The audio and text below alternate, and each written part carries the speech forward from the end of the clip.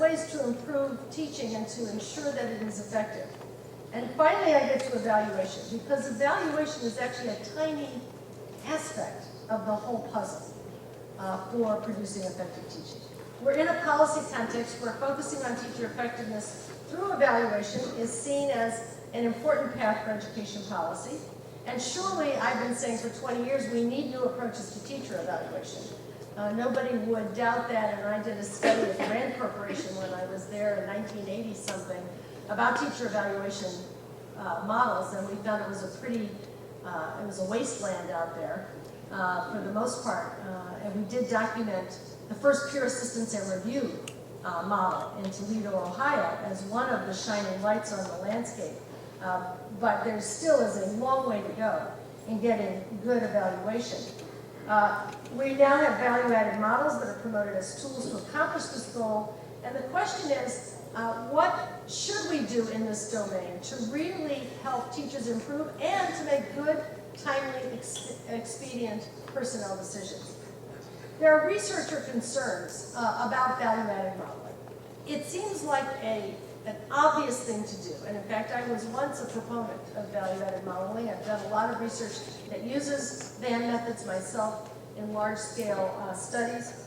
What we found is that teachers who looked highly effective in one year might look totally ineffective in the next year. And we put a teacher in one basket and say, oh, look at this. There's a great performance in this class. Then we look at another class and it would be completely different. And this has been coming out in studies for quite a while. But we said, well, why is it so unstable? This is bouncing around like crazy. We've got to see what's going on here. And we found what many other studies have since found, which is that despite all of those statistical controls, the composition of the teacher's class, who the students were, had a bigger effect on the value-added rating than who the teacher was, him or herself. And so we found also that teachers' value-added effectiveness ratings vary depending on the measure of achievement use. If you look at how a teacher appears to be effective on a basic skills test, a typical standardized test that states are currently using, and then you look at the effectiveness rating of teachers on a different test that's more open-ended, that requires more writing, more problem-solving, more conceptual understanding, there is only about 25% overlap in the ratings of the teachers on these two different measures. It varies also by the various conditions of the classroom. Instructional supports, time, and so on can also vary depending on whether tutoring and instructional specialists are present, and of course, as I've said, student characteristics and attendance. So, in fact, student attendance can have as much effect on a student's achievement gains as a teacher. So there are all of these things that are in there. When you look at the value-added rating that is produced, it is what one of my colleagues, who's a statistician, said is the error term in the regression equation. It's what's left over that you can't explain based on the few things that you're able to control for, which is usually things like student demographic variables and grade level and a few things like that. But in that metric is whatever the contribution of that teacher is, whatever the contribution may be of other teachers who are teaching similar skills or have done so in prior years. So if I'm a history teacher and I'm assigning, research papers and having kids write a lot, and the English teacher is doing no writing at all, if the kids improve in writing, it will get attributed to the English teacher, even though it may have come from the history teacher. I mean, there's those kinds of things. There's also all of the characteristics of the student and their home situation and their teaching situation. There is the leadership of the school, the curriculum that you're asked to. All of that is in this measure that's called the teacher effectiveness measure, of which the individual teacher is only a component. And that's why there is this instability in the scores.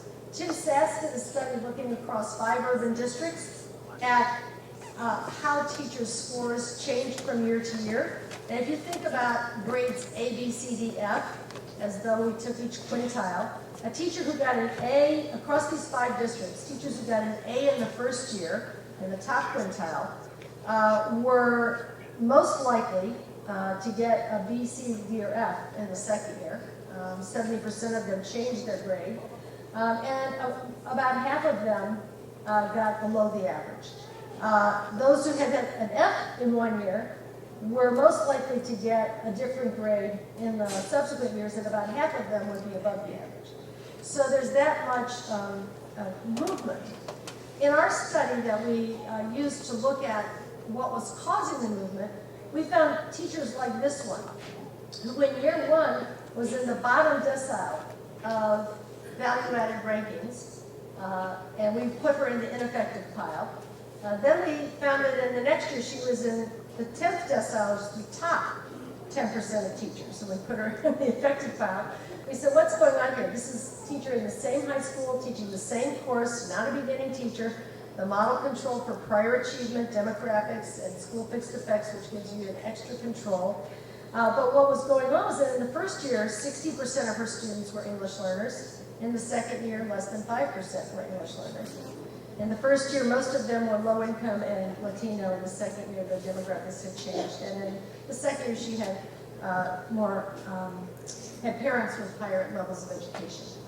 This kind of finding about the effects of having English learners has shown up in the recent situation in New York. Many of you may know that the New York Times also published teachers' value-added scores, and all kinds of anomalies were discovered, including errors in the database, etc., but also the fact that teachers who were highly rated in one class were low rated in another class.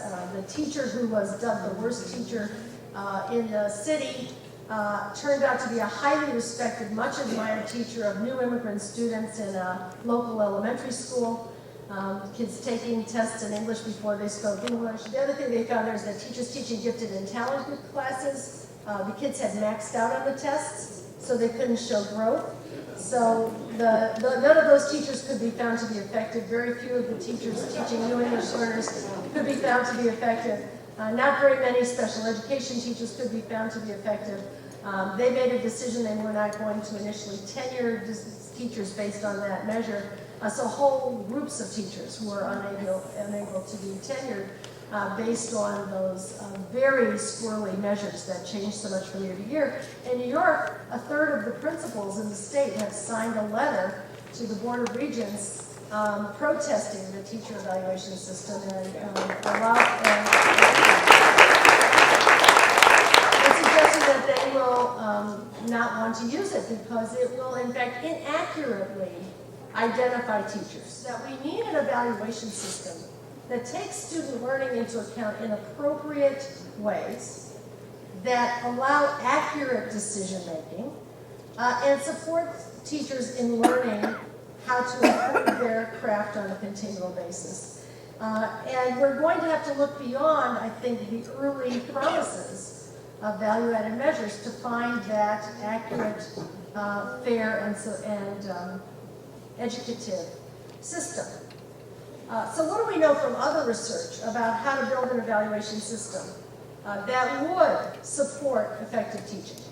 First of all, I think you want to incentivize those things that cause individuals and groups of teachers and schools as a whole to become more effective. And that means that you need an integrated system that looks at teaching practice in relation to teaching standards, curriculum goals, and student needs. I'm going to come back to that point. There should be a way to include contributions to colleagues in the school, so we build a collaborative culture. We found that standards-based evaluations, which use structured observations of teaching based on professional standards, along with other evidence of work like lesson plans and student work, not only offer stable evidence over time, but they are related to student learning gains. When teachers get regular feedback on professional standards, they improve their practice. And they become more effective as a result of that.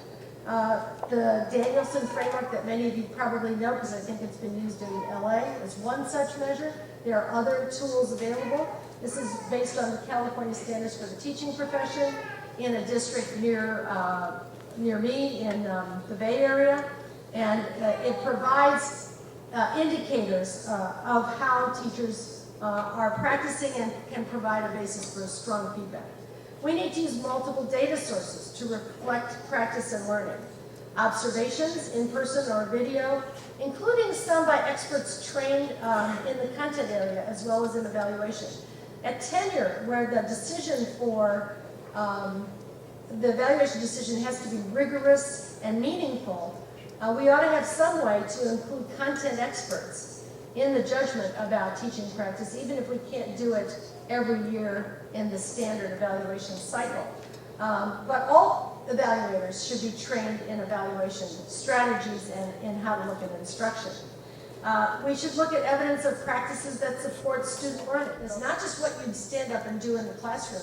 It's also the way in which you grab those kids after school and say, come and work on this, the way you call home and say, you know, to someone's parent, please be sure that they're studying for this test or that you have these materials that also contribute to student learning. And then we need evidence of student learning that's measured in a variety of ways. There are many districts, Long Beach, right up the road is one of them, very successfully using student work samples, a variety of pre and post measures, fall to spring assessments that are either classroom-based, school-based, or district-based to measure student learning and to look at how kids are learning, exhibitions of mastery like science projects or other exhibitions that kids might do as well as tests, and compile those in a way that allows you to look at practice, evidence of student learning in a structured fashion, and teachers' contributions to come up with a unified judgment.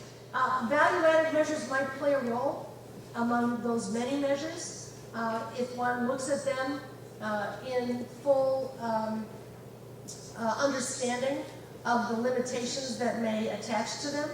But I should note that of all the tests that one might use as measures of student learning, state tests are perhaps the least appropriate. What we've been finding, and it's reflected in this quote from the National Research Council's Board on Testing and Assessment, is that VAM estimates of teacher effectiveness should not be used to make operational decisions because the estimates are far too unstable to be considered fair or reliable. And the reason for that is severalfold. Number one, under No Child Left Behind, states were told that they had to measure grade level standards in their tests. So state tests today measure very little below the grade level and very little above the grade level. So if you're a 9th grade teacher, like many I work with, who have kids in your English class who are reading at grades 1 through 8, or maybe 1 through 12, you might move some of those kids from, say, the 2nd grade level to the 5th grade level, but it won't show up on the test that's measuring the 9th grade standards. So the gains are not picked up. The second reason the state tests are problematic is that they are spring to spring, and we know that summer learning loss will already have advantaged the teachers of wealthy kids and disadvantaged the teachers of poor kids before they even get back to school. And the third reason that our state tests are problematic is that they are very narrow measures of almost exclusively multiple choice items that will drive a curriculum that is not focused on whether kids can do what the Common Core standards ask for, which is to read deeply and to write extensively, to engage in multi-step problem solving and critical thinking in mathematics, to apply their literacy knowledge in other content fields. We need to be thinking about all of these things when we build an assessment system that we hold teachers accountable for, because that's going to drive the instruction our children receive. Tests are not a black box. It matters what we teach. It matters what students are asked to learn and how they're asked to demonstrate their learning. And we need rich, authentic kinds of learning and evidences of learning, along with the ways in which we look at teachers' practice in the classroom.